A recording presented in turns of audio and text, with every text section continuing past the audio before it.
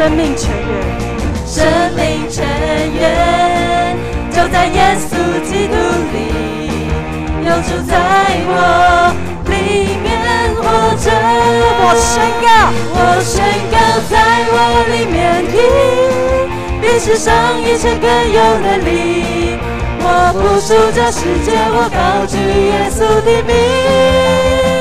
我宣告，在我里面有活水涌流，满有能力。有耶稣在我里面活着，我勇敢站立。让我们再次从头来唱，对我们主耶稣来唱。我的盼望就在耶稣基督里，我的盼望就在耶稣基督里，在你里面满有平安。生命泉源，生命泉源就在耶稣基督里，有主在我里面活着。我宣告，在我里面的，比世上一切更有能力。我不属这世界，我高举耶稣的名。我宣告，在我里面有活水涌流，满有能力。有耶稣在我里面活着，我勇敢站立。我宣告，在我里面的，比世上一切更有能力。我不属这世界，我高举耶稣的名。我宣告，在我里面有活水涌流，满有能力。有耶稣在我里面活着，我勇敢站立。有耶稣在我里面，有耶稣在我里面活着，我勇敢站立。有耶稣在我里面活着，我勇敢站立。让我们一起来做一个祷告。亲爱的主耶稣，感谢你，感谢你成为我们的帮助，我们的救主，让我们在面对任何难处时，人充满盼望，得以勇敢站立。主啊，感谢你，你在我们每个人身上有美好的计划及丰盛的恩典。虽有时我们会被世俗及俗世的忙碌及烦恼而忘记数算你美好的恩典，但你总是一直用满满的慈爱及温柔的平安看顾着我们。主啊，我们要更多的来学习定睛在你，更多的来跟你说话，更多的来认识你。求你也保守我们的心，一生不偏离你的道。孩子这样祷告，乃是奉主耶稣的名求，阿们。让我们一起用祷告的心来唱这首歌。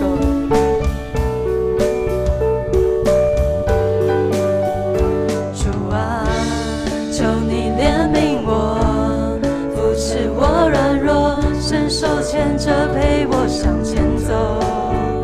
主啊，重担为我挪，加添我力量，仰望荣面你为我拯救。求主垂听我祷告，我的忧虑你知道，你爱怜悯受所造，深知道我所需要。看见荣耀主光照，只有你是我依靠，我大大呼求，全然交托，你必上赐超乎所求，主恩典丰饶，我大大感谢，全然仰望，只想在主怀抱看见你奇妙荣耀，大大呼求，全然交托，你必上赐超乎所求，主恩典丰饶，我大大感谢，全然仰望，只想在主怀抱看见你奇妙荣耀。主啊，我们只想看见你奇妙的荣耀，让我们再次从头来唱。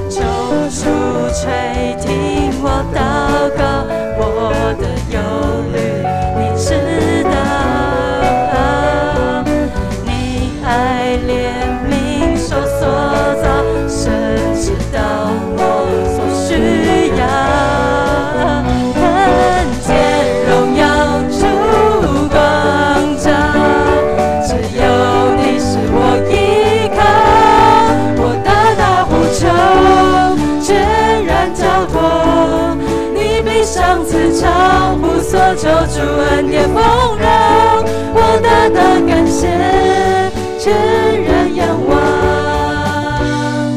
只想在主怀抱看见你奇妙荣耀，大大呼求，全然交托，你比上次超乎所求，主恩典丰饶，我大大感谢，全然仰望，只想在主怀抱看见。我大大呼求，全然交托，你比上次超乎所求，主恩典丰饶，我大大感谢，全然仰望，只想在主怀抱看见你奇妙荣耀。让我们一起来做一个祷告。主啊，我们只想在你里面得享平安与喜乐，在遇患难时紧紧抓住你，你必不撇弃我们；在顺遂喜乐时，也不忘感谢你带来的盼望与恩典。主啊，我们再次献上感谢。孩子这样祷告，乃是奉主耶稣的名求，阿们。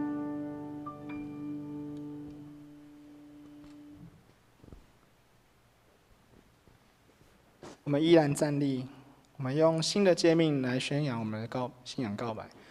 来，请你要尽心、尽性、尽意爱主你的上帝，这是诫命中的第一，且是最大的。其次也相仿，就是要爱人如己。这两条诫命是律法和先知一切道理的总纲。我赐给你们一条新命令，乃是叫你们彼此相爱。我怎样爱你们，你们也要怎样相爱。你们若有彼此相爱的心，众人因此就认出你们是我的门徒了。请坐。我们现在进行奉献，我们请当值的同工。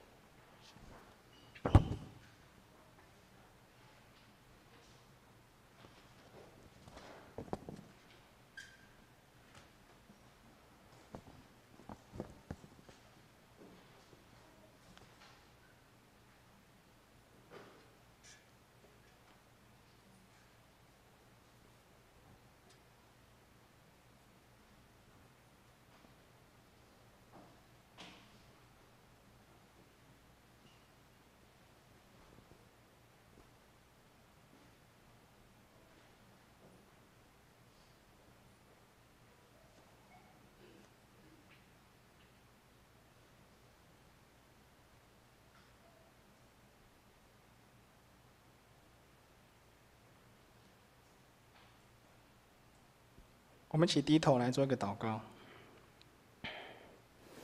亲爱的主耶稣，我们要向你献上感谢，谢谢你赦免我们一切的罪，让我们在基督里成为新造的人，旧事已过，都变成新的。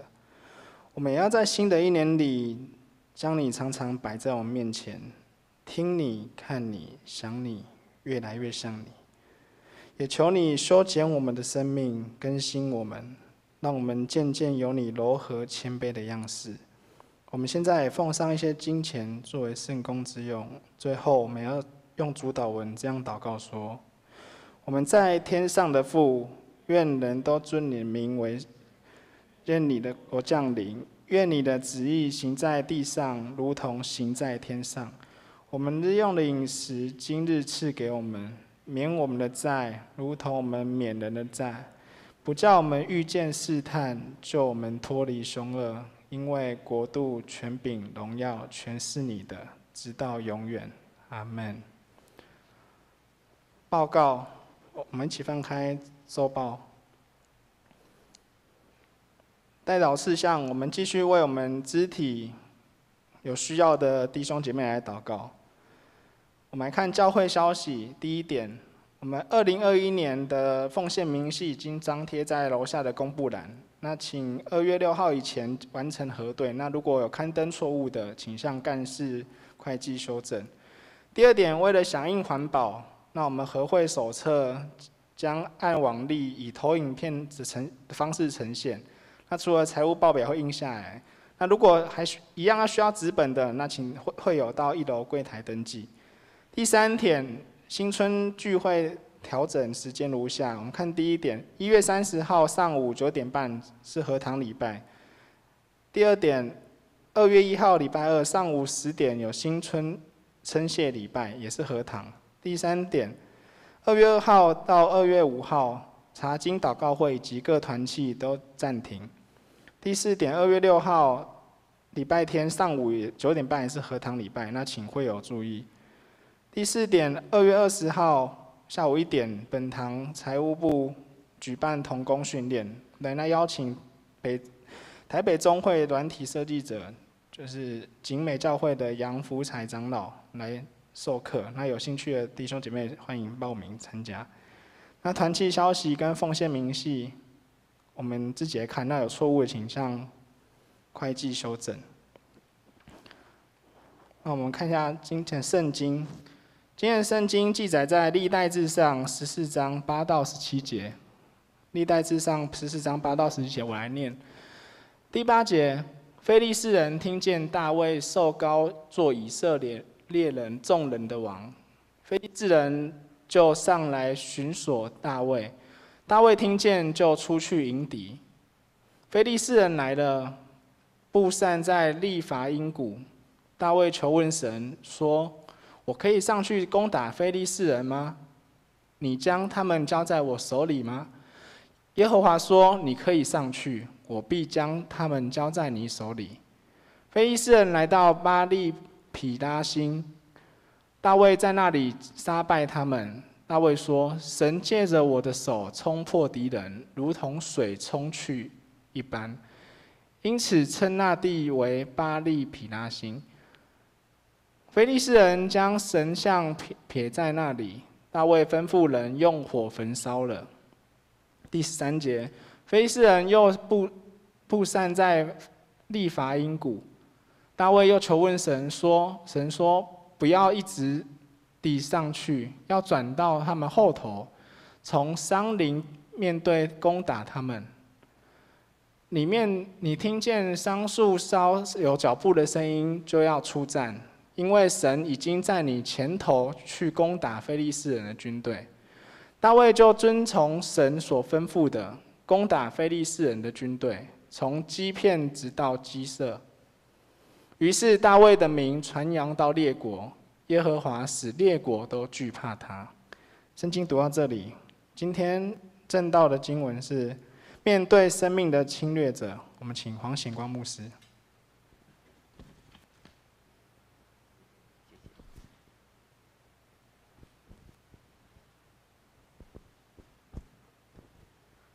弟兄姊妹平安。我相信神对我们每一个人有个很神奇的创造。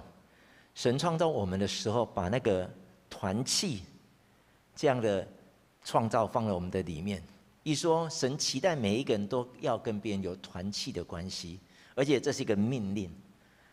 人不单要回应神团契的命令，神借的团契要帮助我们能够借着团契享受亲密的关系，借着团契来得着对方对我们的帮助跟祝福。我们神也是很期待跟每一个人有团契的神。我们神借的主日礼拜来帮助我们，让我们借着这个主日礼拜能够建立跟神非常棒的团契关系。礼拜天早上不是一个聚会而已，而是跟神团契的时间。所以求神帮助我们每一个人，让我们在今天早上来到这里的时候，不是进行一项宗教礼仪的活动，而是要跟神有个团契的关系。我相信，当我们有跟神有团契的关系，我们就能得到神应许要给我们的祝福，就好像一个插头一样，当它插在那个插座上的时候，要得到插座所有给这个机器上面所有的恩典跟祝福。所以求神帮助我们，每一次来到神面前聚集，特别是聚会、读经、祷告、敬拜、默想，都是跟神连结非常重要的时刻。所以求神帮助我们，今天早上每一个人都能够跟神来连结。我们一起来祷告。天父，我们为了今天早上能够跟你团契，向你感谢。我们相信你要借着这个团契来帮助我们，丰富我们的生命，也借着团契来祝福我们的生命。主，我们感谢赞美你，让我们在今天早上能够借着团契，能够来敬拜赞美你，借着团契来祷告于你，借着团契来通过你的话来得到鼓舞跟帮忙。我们相信我们再来年日要因着你跟我们团契，我们要看见我们的生命不再一样。主，求你恩待我们教会的众弟兄姊妹，让我们在今天早上能够真实的进到跟你团契的领域的里面，来通过团契得到神的祝福，帮助我们在人生下半辈子能够更多的对准神回应主，好让我们的下半辈子更能够精彩的荣耀上帝。赞美主，谢谢主，我们这样祷告祈求，奉耶稣基督的圣名，阿们。今天早上我要用历代志上的第14章这段经文跟大家分享一个题目，叫做面对我们生命的侵略者。面对我们生命的侵略者，现在全世界都在面对同一个侵略者，那个侵略的名字叫做武汉肺炎吗？还是什么炎？还是中国？还是新冠？要怎么说呢？不知道我们教会是什么称呼？是武汉，还是中国？还是我们教会怎么说啊？因为有人说不能讲武汉，要讲中国；有人说不能讲中国，要讲新冠。反正就是那个东西啊，对，那个病毒从2年前开始攻击这个世界，已经造成了3亿4600万人确诊，已经有560万人上阵在他的手下。这个侵略者现在还没有停止，他继续变种、扩大，来影响更多的人。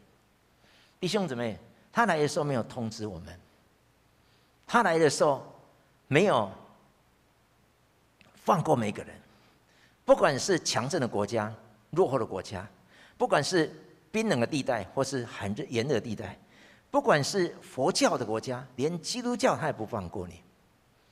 这种敌人叫做邪恶的侵略者，他所到之处一定带来破坏，带来伤害。面对这个侵略者，全世界每一个国家都在预防他，但是有没有效？好像没有效。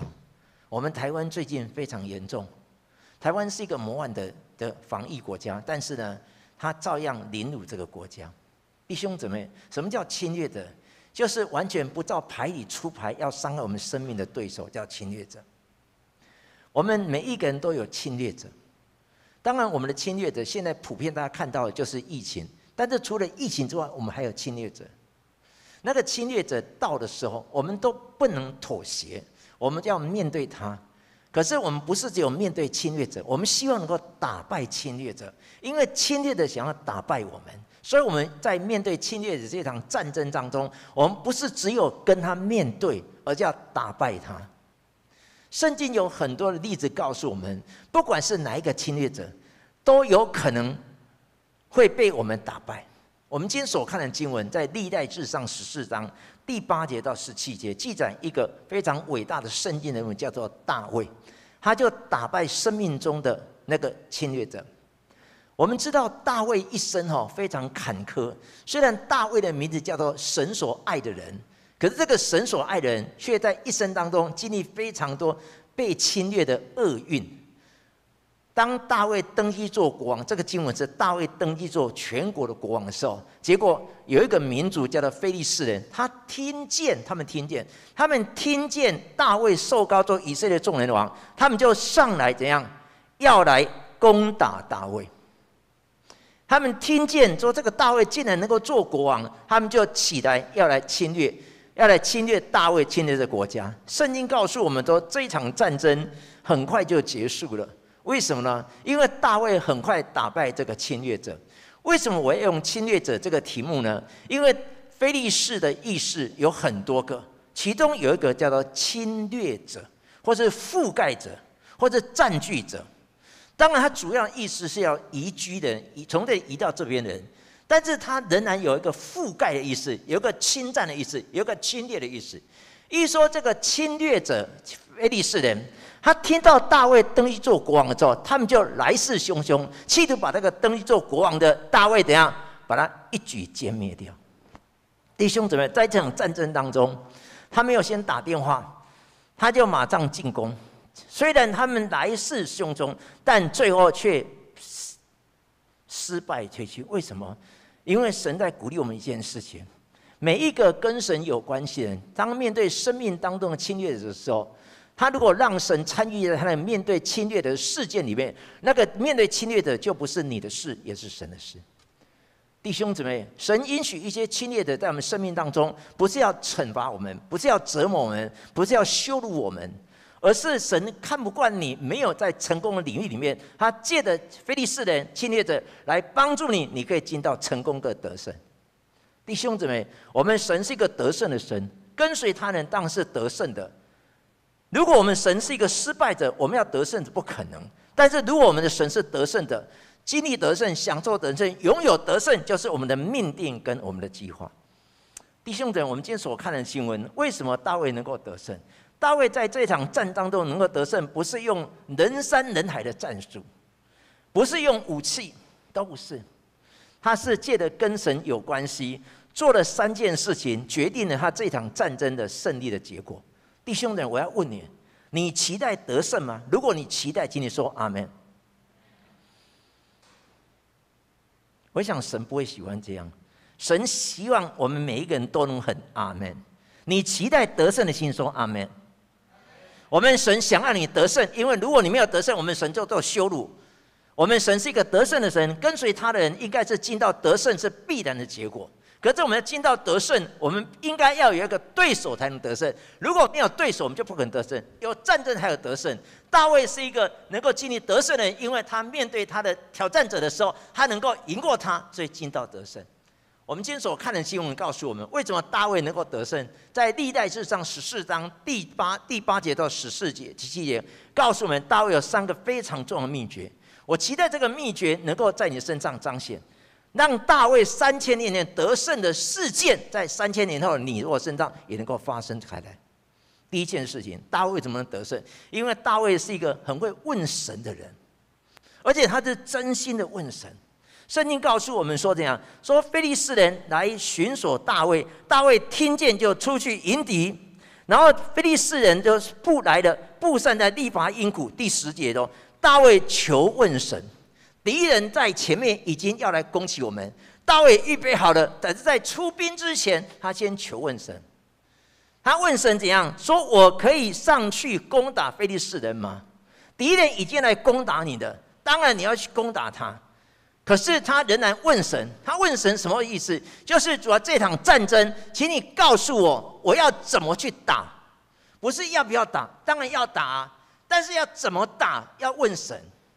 他就问神，告诉神说：“神啊，请你告诉我，我可以上去用什么方式？”弟兄姊妹，大卫能够得胜，不是因为很多人拥挤他，不是拥挤的，不是很多人拥戴他做国王的。不是你全国老百姓的心都归向他了，不是，他是在求问神。当他求问神的神就给他答案，而且他不是求问一次。如果你注意看圣经，到了第14节的时候，那个敌人再次来了，他要再一次询问神。弟兄姊妹，一个会问神的人，就会得到神给的答案；一个如果不问神，不可能得到答案。就像一个孩子没有问爸爸，他不能得到爸爸的答案呢。一个孩子不问妈妈，他不可能得到妈妈的答案呢。他只会问妈妈：“妈妈，这个菜要怎么煮？”妈妈才会跟他讲，他才知道怎么煮，不是吗？所以，如果没有问，我们就不会得到最好的答案。大卫在面对这种人生的侵略者的攻击的时候，他就问神。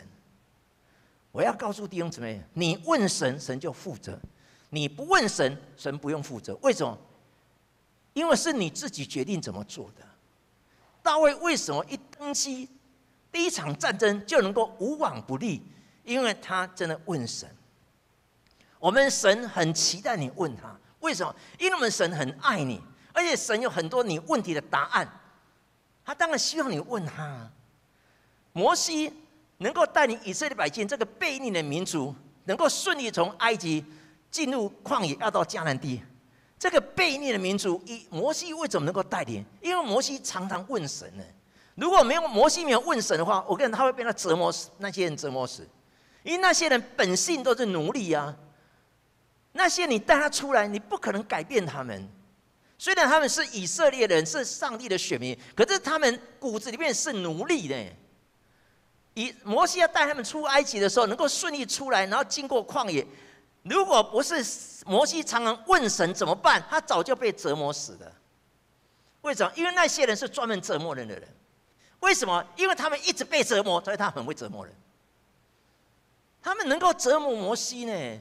摩西为什么能够顺利把他们从埃及带出来？经过那个40年冶炼，因为摩西一直上西乃山，一直往西乃山问神怎么办？怎么办？怎么办？当他问神了，他就得到答案，能够制服这群悖逆的民族。弟兄，我们神很在意你要不要问他。如果神在意神的百姓问他，神的百姓不问他，我们神一定会生气。你知道那个以色列国的国王有个叫亚哈，亚哈的儿子叫亚哈谢，亚哈谢生病了，圣经告诉我们他楼上摔下来了，从楼上的栏杆摔下来，摔伤了脚。他就问人，请你去问那个什么神，什么以格伦的巴黎以格伦神，就问外邦神啊，说我这种病会不会好？结果上帝就差以利亚来跟那个人说，难道以色列没有神可以问吗？还要问到外邦的神？那个以利亚就跟那个使者说，回去告诉你的主子，你必不能下你上的床，你必不能下你上的床，你必不能下你上的床，意思说你必死。为什么？因为你要问我，你不问我，问别人，当然就死路一条啊。在以赛亚书45章11节，神通过以赛亚告诉以色列百姓说：“这样说，你们要问我，有什么将来事要问我，而且你们是神的百姓，你们还可以吩咐我做将来要做的事。”以赛亚书45章11节说的。我们神在意你有没有问他。当我们愿意问他的时候，我们的事就是神的事。我们面对的侵略者，那个侵略者就是神要处理的对象。我相信神出手必达阵，但是神要出手，还看你要不要给他出手。弟兄姊妹，为什么大卫能够战胜非利士人？而且我要说，这个非利士人不是普通非利士人。你有没有注意到这段经文说，非利士人来的时候，非利士人叫做侵略者，他们来到利法因。你知道利法因什么意思吗？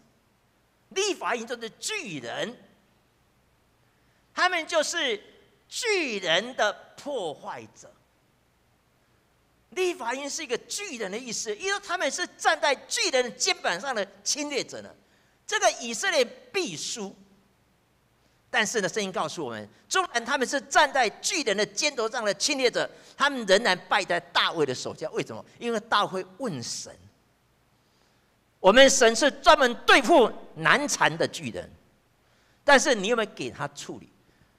大卫能够得胜，并不是因为大卫仗着出生之犊不怕虎的胆识，他不是仗着大家的心都被他收买，不是，他仗着什么？他仗着问神得答案，打败站在巨人肩膀上的侵略者。我们神很在意你有没有问他，如果你问他，你也顺着他的话的话，你会得到极大的祝福。我喜欢用我儿子的例子，我儿子去年年尾结婚了，可是他结婚一波三，他本来是6月要结婚，6月要结婚的时候，那时候是3级，只有5个人，没办法结，到9月底，最后到12月结婚。可是，在结婚之前3年还是4年他还在高中的样子，高中3年级还是大学1年级，不太清楚。他有一天就跟我和他妈妈说我想跟某一个人交往，可以不可以？我说交往是跟谁交往？我大学生，他就说跟谁？我们问他跟谁？他就是跟我们教会一个姓林的姐妹。那个女孩子很好，很漂亮，很追求，信仰都很好，但是我们心里觉得不好。不好原因是因为我觉得你还年轻嘛。其实有2个原因，第一个就是因为儿子要跟这个女孩交往，这个女孩子他们家都没有信主。那我就想说，如果你找一个信主的家庭，可能会比较好一点。而且以后你要做传道人、做牧师呢，你找一个对象，那家没有信耶稣的，这样觉得不太好。当时我是这样认为，所以我就跟他说，可以想一下哈，如果可以的话，第二，那个女生大我儿子3岁。虽然我们台湾人都讲摸大记这金高一点哦，可是我觉得如果别人还没有关系，我们这样我觉得如果可以，因为你现在是高3嘛，你太太是国中还是小学，你知道吗？这个已经那么大了，这样我们就跟他说，如果可以暂缓。可是我们不能越过神的心，所以我们就跟他说，这样好了，如果你去祷告，寻求神平安，神给你答案，那我们就无话说。我们在想，神应该要听爸爸妈妈的话，真的。我们仗着这种想法跟他说，然后请他去祷告，了解神的心意。这个孩子很单纯，他去问神。经过一段时间来跟我们说，我已经有答案了。什么答案？我想说，大概神是体会父母的心。结果呢，他说我祷告完了都很平安，神都没有说不行，神都没有说不行，依旧很平安。我们觉得没话说，为什么？因为我们跟他说去问神有没有平安，就他很平安了。感谢，他就去交往之后结婚，现在很棒。我很庆幸得到这个媳妇，我很庆幸得到这个亲家，这个亲家这个媳妇都非常的棒，超乎我们所想象的。弟兄姊妹，当我们问神的时候，神就会摆平我们前面的障碍。为什么？因为神专门处理障碍的神。但是如果没有问他，我们神不会伸手大猪大意的。我们神不会大猪大意就把我们前面的石头拿走。但是当我们呼求他、询问他的时候，他又帮助我们。弟兄姊妹，你知道什么叫求问的？求问就是你没有答案的，你没有答案。对付这个敌人用什么方式？我不知道用什么方法。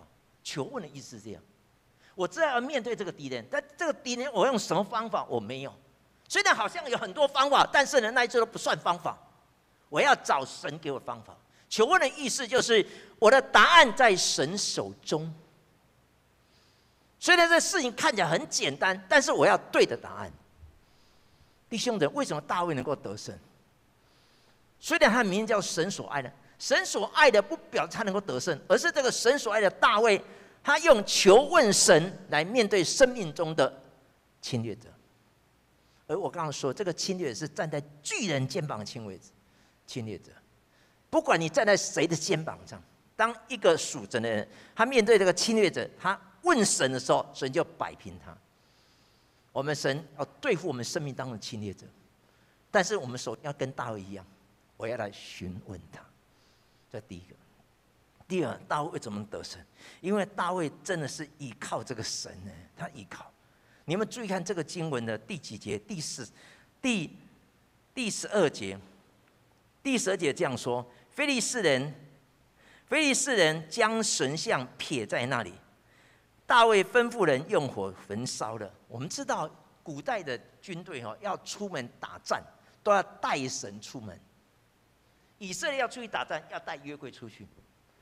他们的神，他们打仗也要带他们神出去呢，因为神可以帮他们有神力，所以非利士人就带他们神去打仗。结果圣经告诉我们说，非利士人被以色列人打败了，他们就把神像撇在战场。大卫来的时候，就把战场的神像全部收起来，带回家拜，有吗？没有。他把神像收起来，全部都给烧掉。你知道是什么意思吗？就是大卫拒绝依靠神以外的神，大卫只依靠他所信的神。大卫为什么能够得胜？因为他只有依靠神，我们神就高兴欢喜，让他依靠。大卫能够得胜，不是因为他很年轻、很有胆识，不是，而是他真的依靠对的对象。你知道以色列人以前以色列的国王，很多国王都这样去外国跟人家打仗，就顺道把外国的神请回来。所罗门也是一样啊，他就把很多各种国的神都请回来。所以把别国请回来是好，为什么？因为多拜多保庇，多拜多，第一咩讲？多拜多保庇，减拜减保庇，无拜无保庇，加拜一身加保庇安尼。所以呢，他们就把所有的神请回来，真的这样啊？因为多拜总是有机会啊。所以以色列人把很多外国神全部请回来，为什么？因为他们认为每一个神都有他的特质，所以多拜是多有好处。但是大卫没有，大卫把非利士人带来的神全部烧掉，因为他拒绝依靠神以外的神。为什么大卫能够胜利？因为大卫只真心依靠。弟兄姊妹，我们神如果值得你依靠的话，我们神不要你依靠别人，是不是这样？如果我可以的话，你就依靠我就好了。当大卫在战场上第一场战争，记载在撒母耳记上17章，他面对歌利亚的时候，他从来没有打过战呢，他只是跟羊在一起玩而已啊。他没有打过敌人，没有看过敌人。他第一场战争是面对歌利亚，歌利亚是身经百战的巨人呢。他在战场上面，他就告诉非利士的歌利亚，他跟他说的说你来攻击我靠刀剑跟铜戟，我来攻击你靠万军之耶和华，就是你所辱骂带领以色列百姓的军队的。我是靠着这个神来打你，虽然我面目光红，是他叫他面目光红嘛？你知道面目光红男生什么意思？就像女生的脸一样的。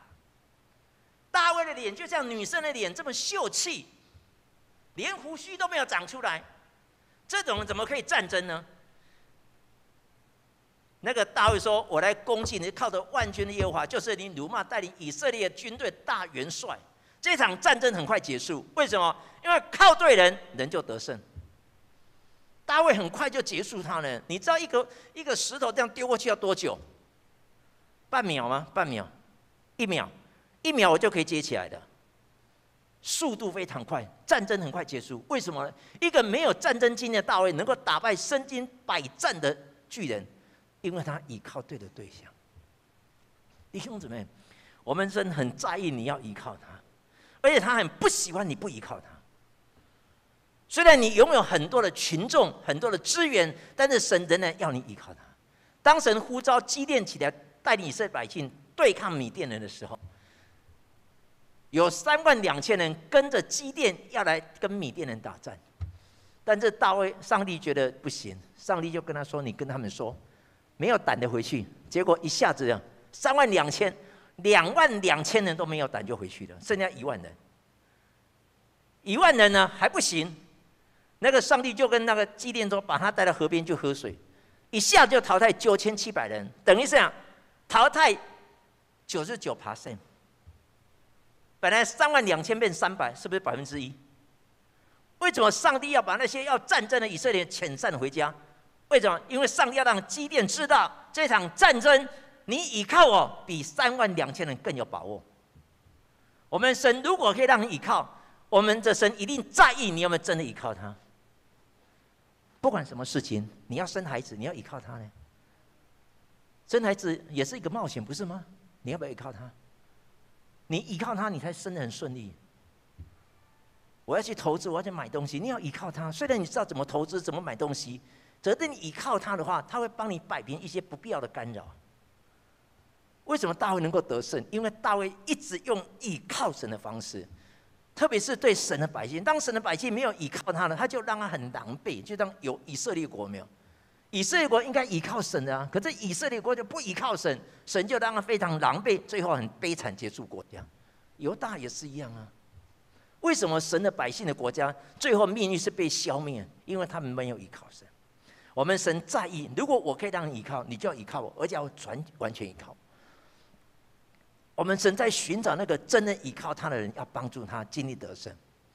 我觉得这本圣经应该是教我们依靠神的圣经。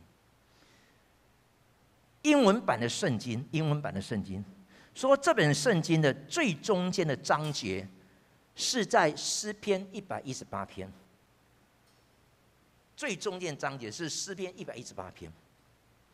我们中文的圣经可能不是，可是英文版的圣经有些版本把它认定诗篇118篇是整篇的中间，因为诗篇在圣经里面总共有1188章。到诗篇我刚刚讲几章？诗篇118章前有594章，诗篇118篇的后面有590，怎么说呢？590，就是它刚好夹在那个中间。我觉得合理呢，因为你知道圣经里面章数最少的就是诗篇117篇，只有2节；章数最多的是圣经诗篇119篇，有175节。那我觉得小的跟中间，小的跟多的中间是最重要。这也有点合理。英文版的圣经说，诗篇118篇是圣经的最中间的章节，而这最中间的章节的中间的结束是诗篇118篇的第8节跟第9节，就是依靠耶和华，强势依靠人；依靠耶和华，强势依靠王子。似乎整本圣经在告诉我们说，就是要教导我们看圣经的人要学习依靠神。如果这本圣经我很熟，但是我不会依靠神，我觉得很可惜呢。这本圣经在告诉我们说，我们要学习依靠神。虽然我们也可以靠自己，但是呢，我们神在意可以靠自己的人要靠他。我可以靠自己生产吗？当然生产靠自己哦。我可以靠自己去买房子，当然靠自己买，不然靠谁买？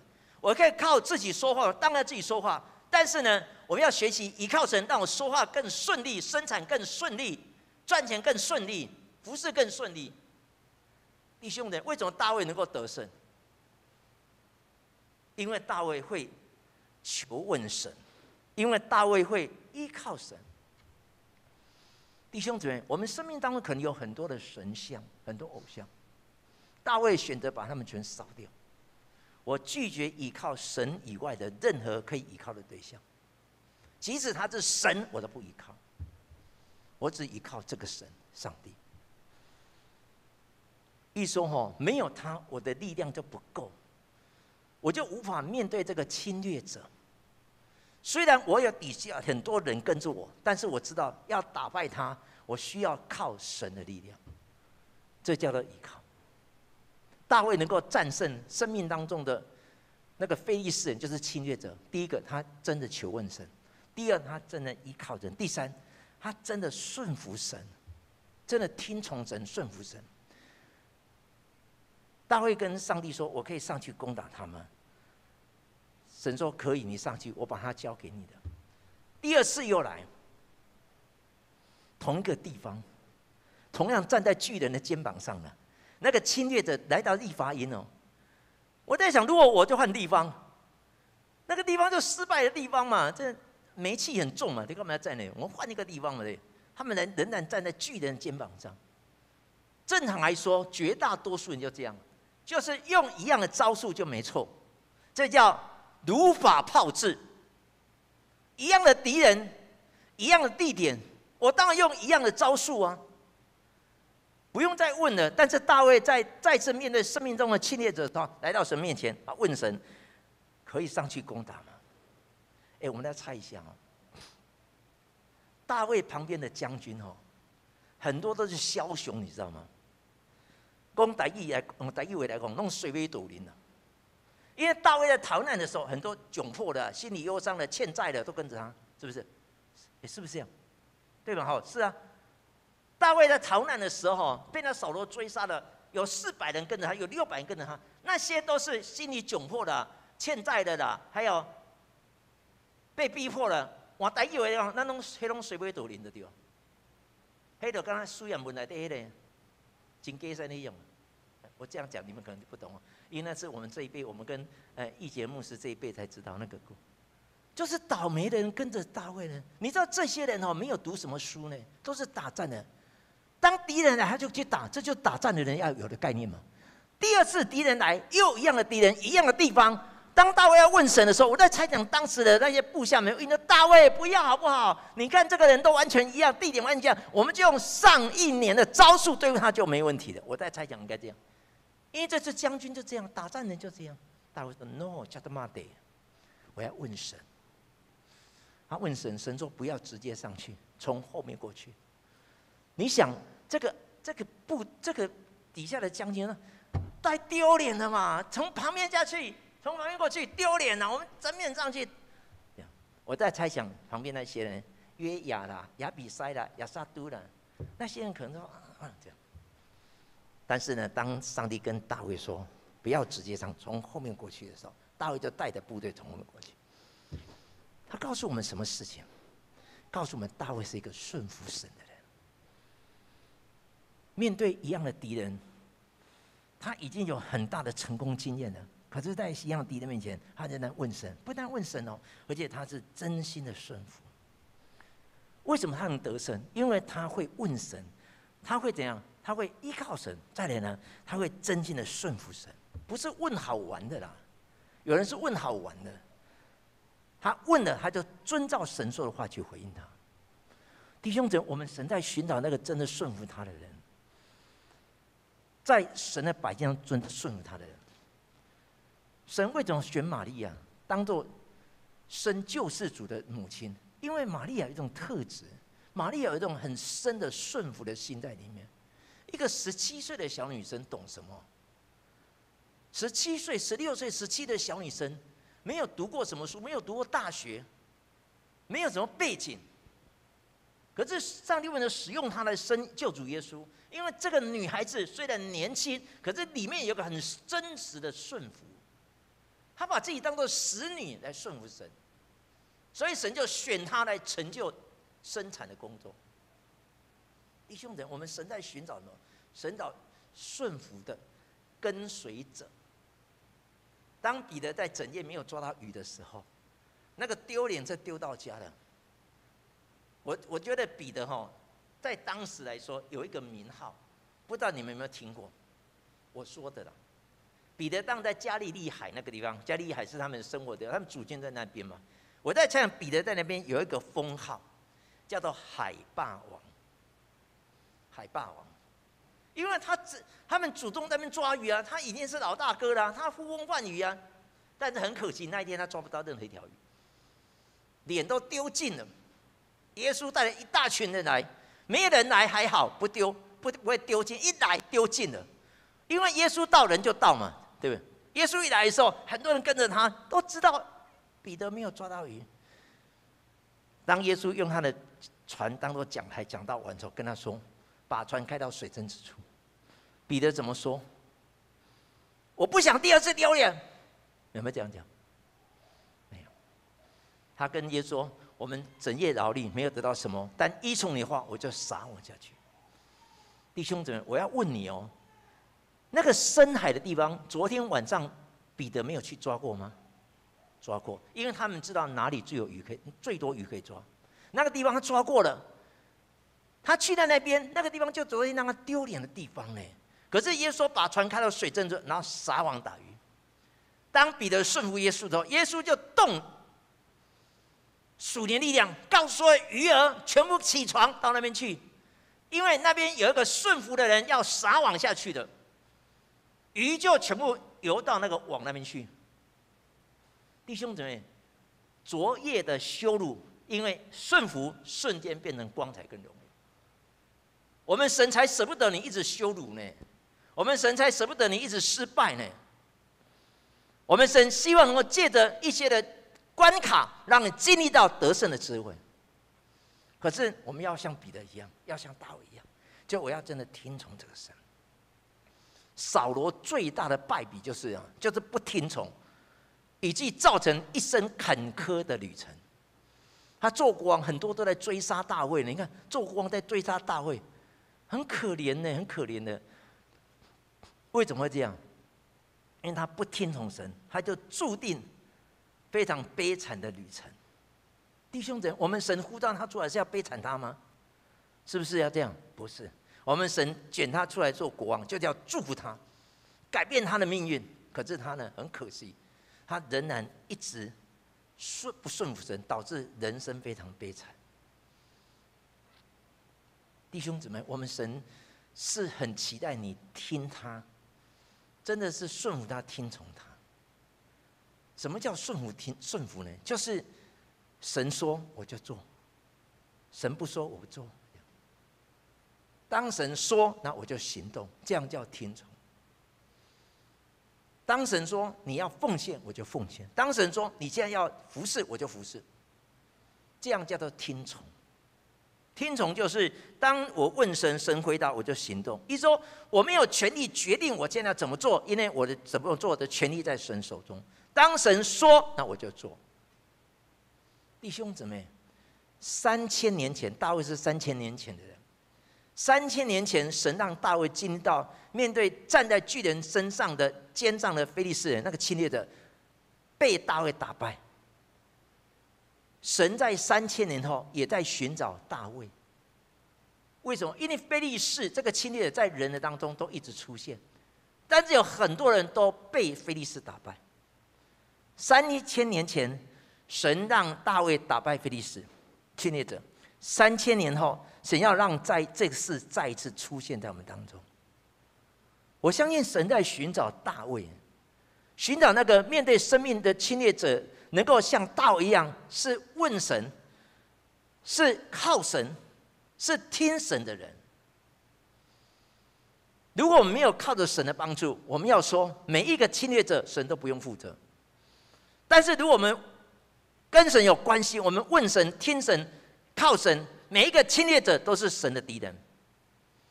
弟兄姊妹，我们神已经摩拳擦掌好了，我们神已经摩拳擦掌好了，我们神已经弓上弦了，要对付跟随他的人背后的每一个侵略者。但是我们要像大卫一样，主，我要问你，我要靠你，我要顺服，我要听从你。求神帮助我们的教会，让我们教会是一个有大卫的血在流的教，好像这样讲。我们教会是一个神所爱的教会，因为我们有大卫的特质。求神帮助我们教会的弟兄姊妹有大卫的特质，就是我们能够问神、靠神，而且听神。我相信神让他的跟随者能够经历得胜，不是在3000年前发生完就不结束了。神要继续让这些事情发生，希望那个发生的地点在建城，希望那发生的人是在我们建城聚会的人。我不知道你有什么生命的侵略者，但是我要告诉你，你一定有。我没有我没有，是你还没有发现呢。因为魔鬼不会放的跟随耶稣的人呐，我们一定有。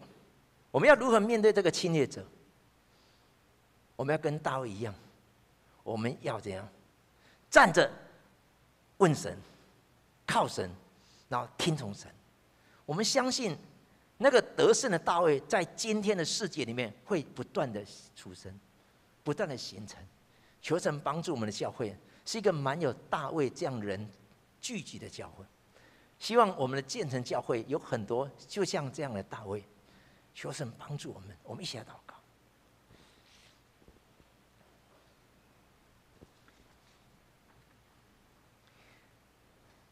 弟兄们，如果你需要神帮助你，像帮助大卫一样的人，我要请你把你的双手伸出来，向上帝要东西的姿势把它伸出来，就是2手伸出来，手掌向上。好，就是我需要你帮助，让我能够进到面对侵略者能够得胜这样的祝福的人，请你把手伸出来。当你把手伸出来的时候，我要请你站起来，这样好不好？站起来。不是想请你站起来，说主，我要像大卫一样进到被你帮助得胜。如果你期待神这样帮助你，请你站起来，请你站起来。感谢主。好，闭上你的眼睛，伸出你的手来。我们来祷告。当牧师祷告一句，我请你跟着我祷告一句。天父上帝，请你跟着我祷告一句。来，天父上帝，我祷告一句，我请你跟着我祷告一句哦。天父上帝，我来到你面前，我要支取你的帮助，求你帮助我，让我能够面对生命的侵略者，让我成为得胜的人，如同大卫一样。谢谢主，祷告奉耶稣的名，阿们。主，求你让每一个伸手在面前支取你帮助的人都得恩典。奉主名宣告，每一个人因为你的帮助，我们要战胜生命当中每一个侵略，而且要得胜有余。谢谢主，赞美主，祷告奉耶稣的名求，阿门。让我们一起来唱这首诗歌。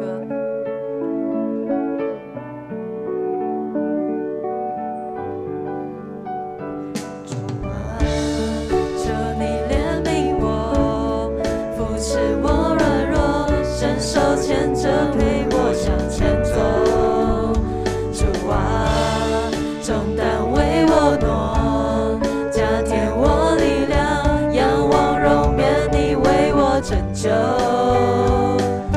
求主垂听我祷告，我的忧虑你知道，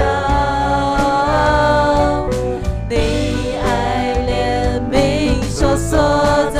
神知道我所需要，看见荣耀主光照，只有你是我依靠，我大大呼求，全然交托，你必上赐超乎所求，主恩典丰饶，我大大感谢，全然仰望。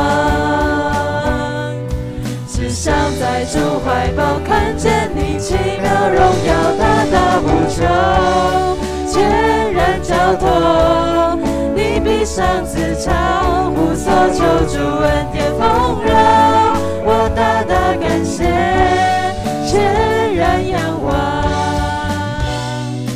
只想在主怀抱看见你奇妙荣耀。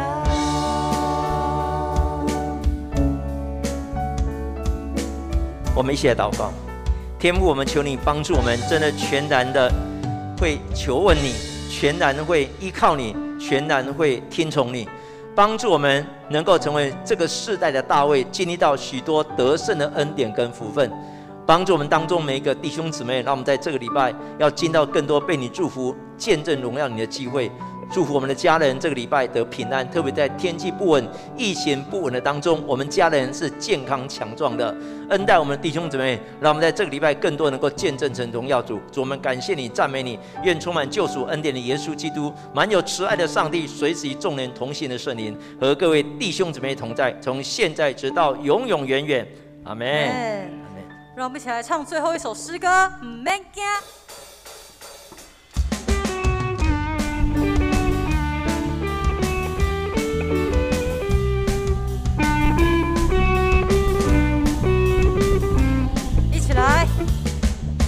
主，求你使用我，哦，主差遣我，是被掳的释放，瞎眼的看见，叫那受压制的自由。大声说，大步走，带着主所赐的力量。勇敢地面对每天的不一样，每样都会样，有主同行我不害怕，我要去传扬，每天都说哈利路亚，哦哦哦哦哦哦哦哦哦哦哦哦哦。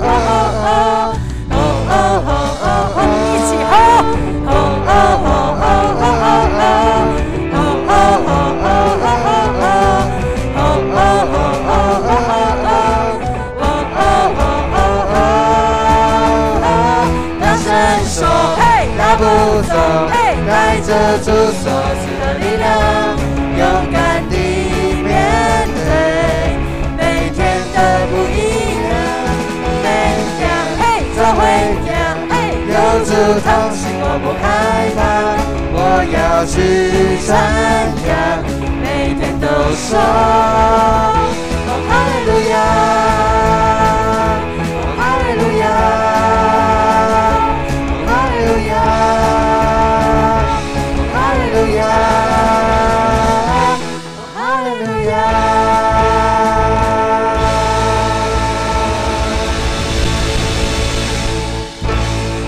2场礼拜到这边结束。